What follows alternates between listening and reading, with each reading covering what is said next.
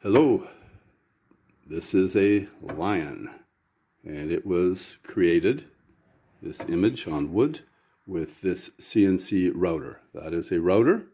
This is all mechanism for traveling up and down, left, right, and this table slides back and forth, like so. And the model, it's an obsolete machine, but it's an Oliver IntelliCarve 1013. And so I've been using this for about 10 years for different hobbies. What can it make? Well, there's an example. Piece of wood. Oh, look, it's got an image on the back of a defunct hobby business. Anyhow, we've got that. Let's look at some more pieces here. Oh, look, there's a business. It's a campground.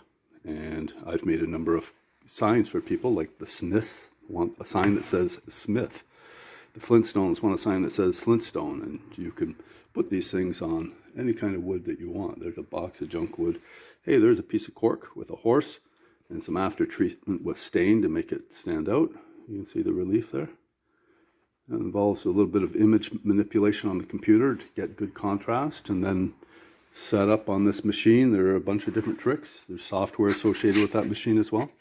You can do other things out of wood. There's something that's a local Legion, Royal Canadian Legion, and there's somebody that's a sample of a logo of a business. Hey, cork coasters. Maybe you want to make a Christmas present, give people the Bethlehem Star or something, or whatever you want. You can do something called a lithophane. Look at this. This is plexiglass. Look, it's all shiny on this side. The back side, ooh, that's where it's been routed out. And you put the reverse image on that side. And look at that. So you can do that. You can make a sign like this. It's smooth on this side.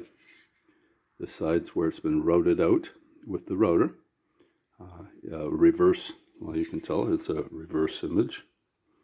Okay, so there are things like that you can do.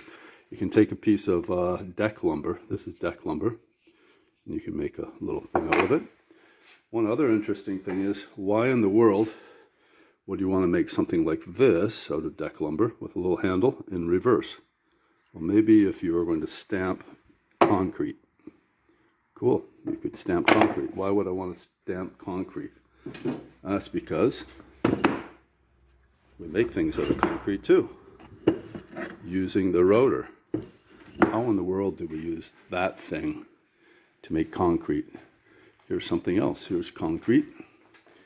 Hey, nice Canadian flag in relief. How in the world was that done?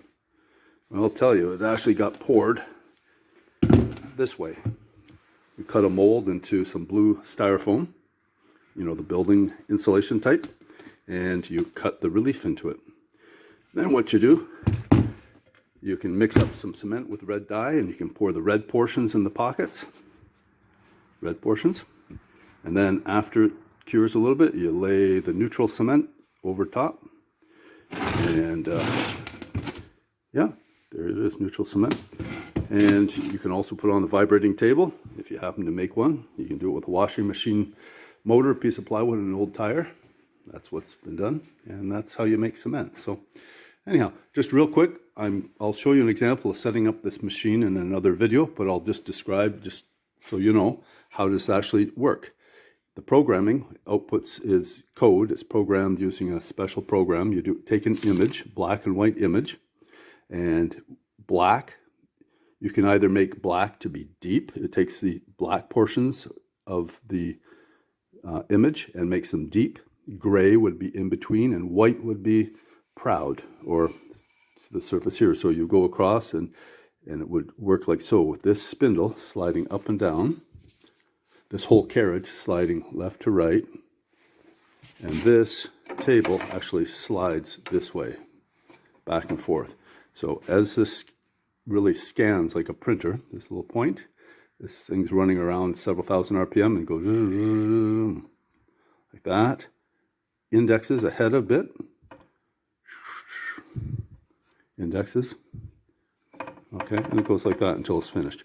You can set the index depending how fine you want the image to be, and the index I typically use is about 15 thousandths of an inch. That's about a 64th of an inch or so. So that is it. These are clamps that help hold things down. This spindle is not original. The original spindle was a piece of junk. I replaced it with a 1 horsepower trim router. I made a bracket for it.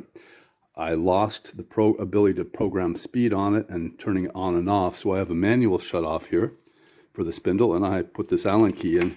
When the thing is done and returns, it flips off the router. Okay, and the machine sits idle till I come.